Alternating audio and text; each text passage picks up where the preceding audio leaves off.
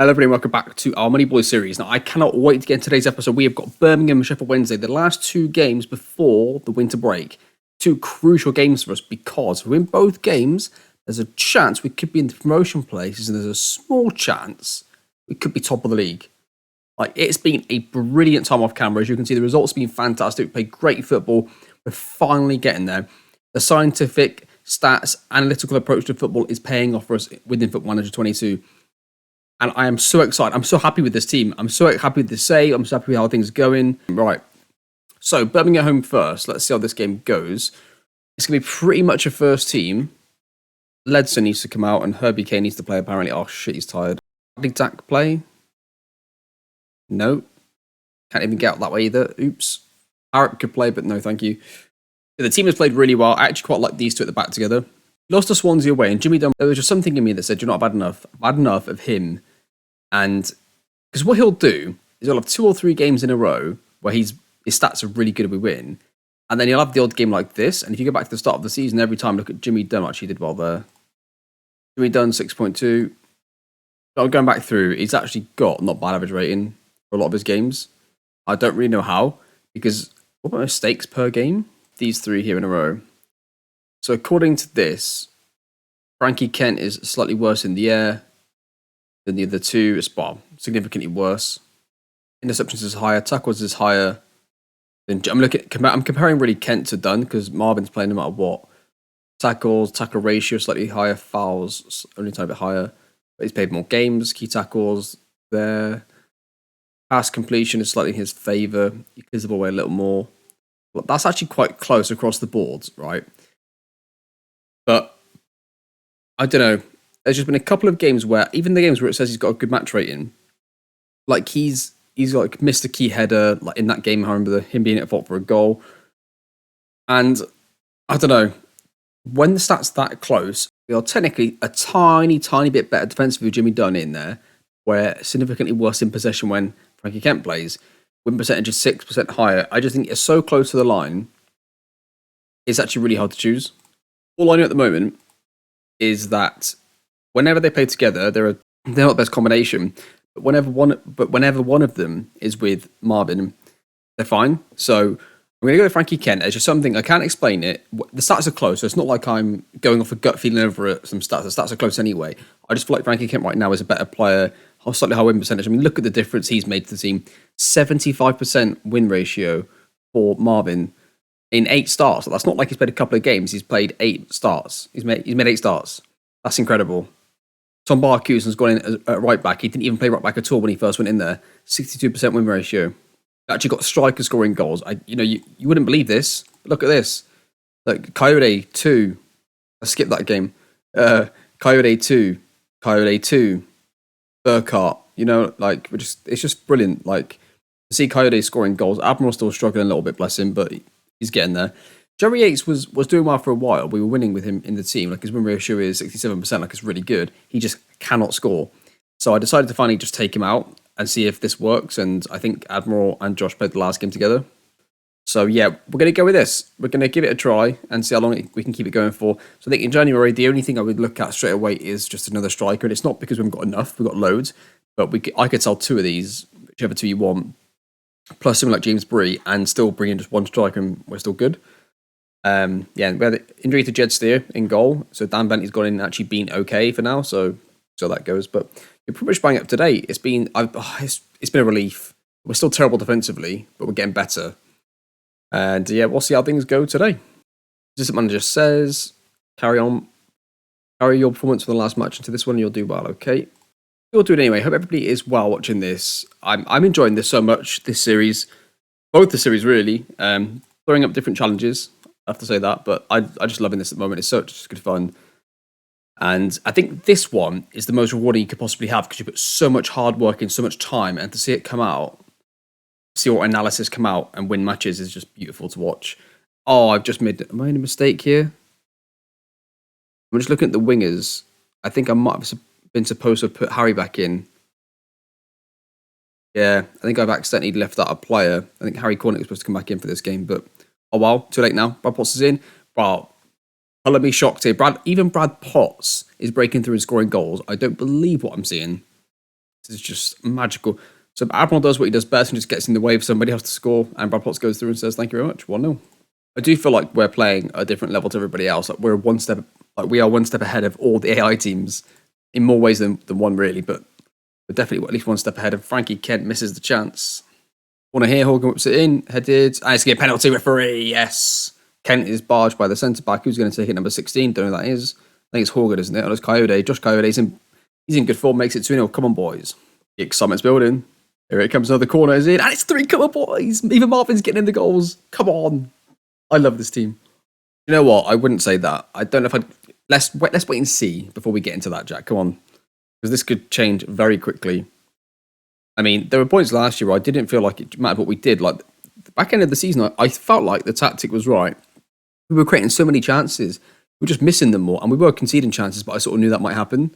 I was happy to accept that. But it was like, when we conceded the chances, we did concede them. And we did concede goals. And we created the chances, we just didn't score them. So it was just frustrating. And, yeah. Well, there you go, 4-0. This is unbelievable. So I'm happy. Instant highlight here for Birmingham. Harpo said, "No way, easy." Burkhart's got it. Plays it through to Josh Coyote, who doesn't miss at the moment. Can you believe it's the same player? It's unreal, isn't it? It's a hat-trick, I think, for him, so he can come off. And I think I'll throw on Jerry Yates and put Admiral to the left striker. See if Jerry can go and get himself a goal. He needs one. Maybe he can come off where he gets injured and Harrop can go in there as the... no, let's put Potts in there as the deeper player. Better defensively. Oh, like here they go long. Remy Vita gets to it. He's going to dribble on the left-hand side, plays it to Cornick. Plays it across goal. Jerry Yates. Oh, nearly everything's going right. These highlights are ridiculous. Just highlight after highlight. Frankie Kent has it. Plays it across to nobody. Marvin gets to it. Barkusen away. Remy Vita is going to get to this. Kent. Potts. Harrop. Oh, we're just staying on it. No problems here. Could have gone through to the striker probably. It doesn't matter. Burkhardt gets to it. Jerry Yates. 6-0. Jerry Yates to Admiral. Admiral to Remy Vita. The left-hand side. Whipping across. Blocked. Admiral. Josh Harrop. I don't know what's happened there. It has somehow gone in at 7. I like for them potentially here. They get through. Yeah, they get one. Say, well done, lads. That was good.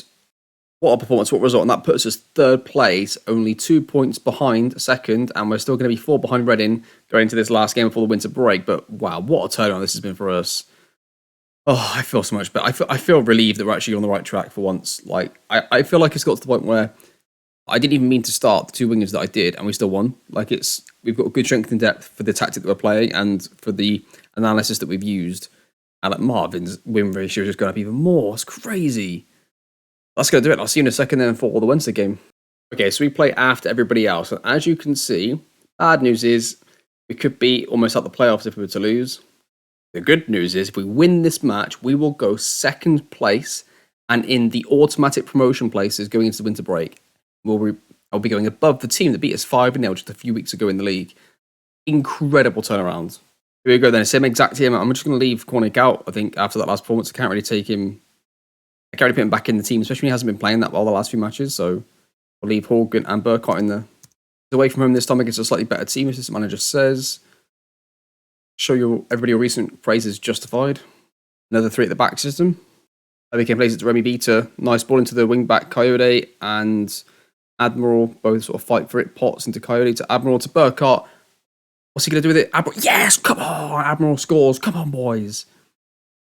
I can't explain Admiral. Like, I bet if I could see his attributes and see how fast he was and how good he is, I don't know if he would even get into this team, like in a normal save, and he doesn't even score that much, but there's just something about the chances that he creates for other players, the movements that he makes, that as long as the team is winning, he's going to stay in the team. The minute the team stops winning, he might have to come out. The same reason Jerry Yates did, because Jerry Yates in the team also helped us with a lot of stuff. He also got the team out really well.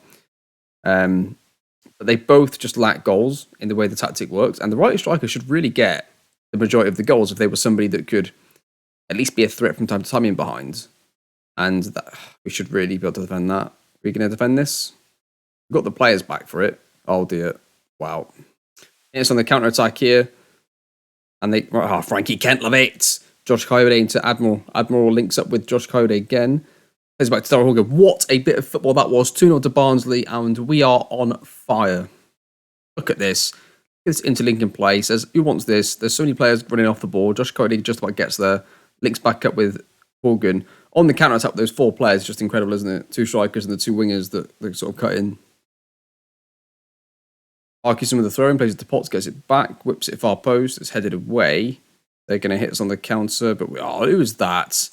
Herbie Kane loving it, putting the challenges in. And we get the ball through to Burkhardt. Burkhardt goes through. Surely he's got to finish. It doesn't. Stays 2.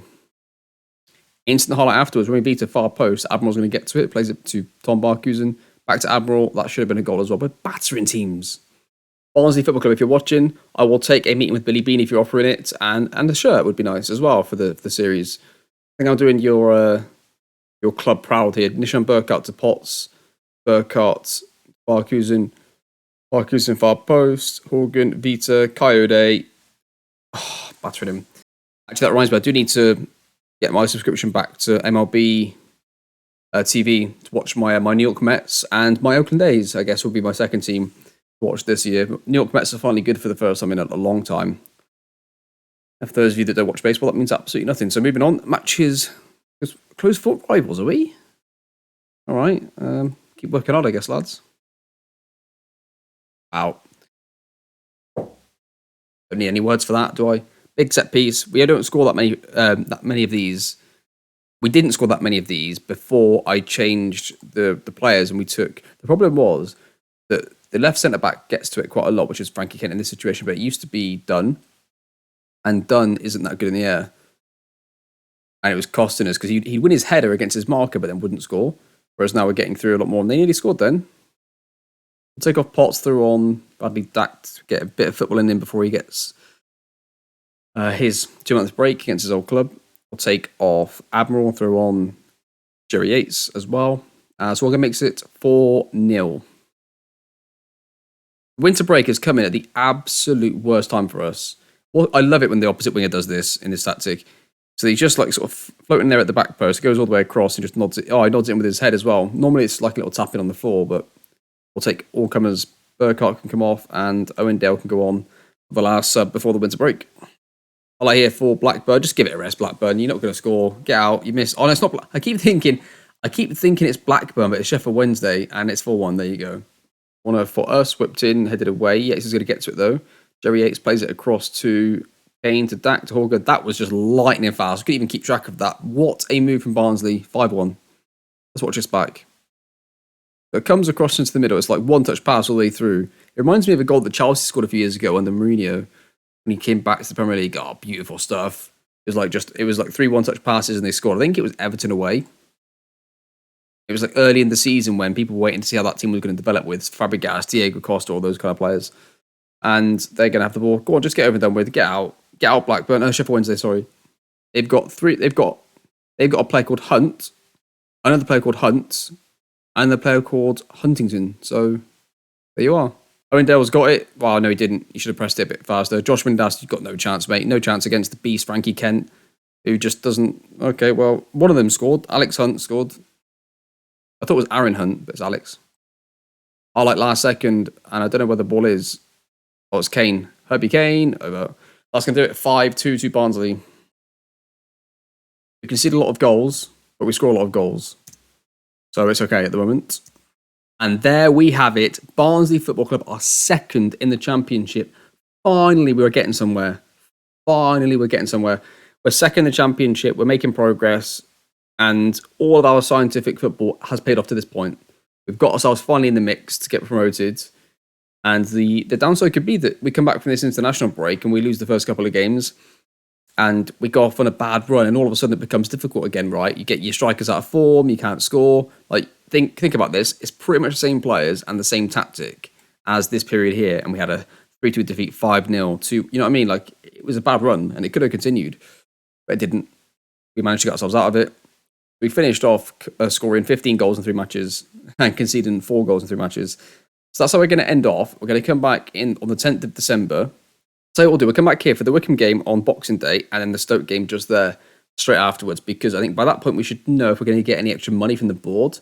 We will also then know where we're at for going into the January transfer window. If we don't have any more money, we could sell a couple of players around this area here. I know we've got going into January. They'll probably come back probably then at the end of January, maybe even probably the Reading. Tell you what, let's do that. Yes, Wickham Stoke, and the episode after that will probably be after the January transfer window, and we'll come back for Reading because they're top now. And they probably will be in the top 3 or 4 at that point still, and then Bristol City at home after that. So hopefully that sounds like a plan.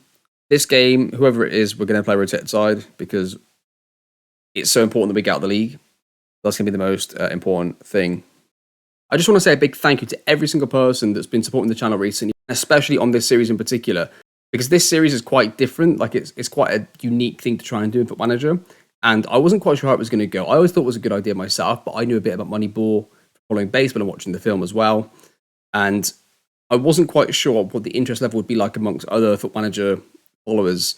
So just thank you to everybody that supported it and got involved and commented and done every single thing that you can do. You'll notice that I hardly ever mention about liking and subscribing. It's in the end card at the end. But yeah, just every single thing you do, whether you like the video, like a comment, and if you aren't subscribed, please do, because all those little things helps the channel long term, because football's quite a variable world, and no matter what I'm doing around the world, I'd like to keep this channel going the whole time. So it's important that this does keep going. It does keep going well as well. And I also just love the interaction. I love interacting with everybody, and it's just been an absolutely fantastic start to the year for me. 2022 has been great so far, and I just want to keep this going throughout the summer because I've got so many ideas of different things I like to do, and this is just one of them. But this series in particular is going to keep going, I think, for quite a long time because, there are just so many different targets you can set. Obviously, the big thing we want to do is get to the Premier League, win the Premier League if we can, win the Champions League if we can, and every single trophy we could possibly win. And then even after that, it could be a case of, do we then try and do it at international level, try and select a team based on international players? It could be so many different things that you want it to be, right? But first things first with Barnsley, we want to get to the top of the Premier League and win that first, be the best team in England, then best team in Europe, then best team in the world. All applying the Moneyball system and our Moneyball strategy. I call it our Moneyball because Moneyball is a bit loaded. I think sometimes it means something different to different people. I think what a lot of people call Moneyball isn't actually Moneyball. So we'll say our version of a sort of Moneyball within FM is Moneyball. Let's call it Moneyball. So thank you to every single person that's been watching lately. I can't thank you enough. I will see you in a few months on the game in which we will play Wickham and Stoke, and hopefully we'll have some more budgets and some transfers lined up out and in. Thank you very much for watching, and I'll see you next time.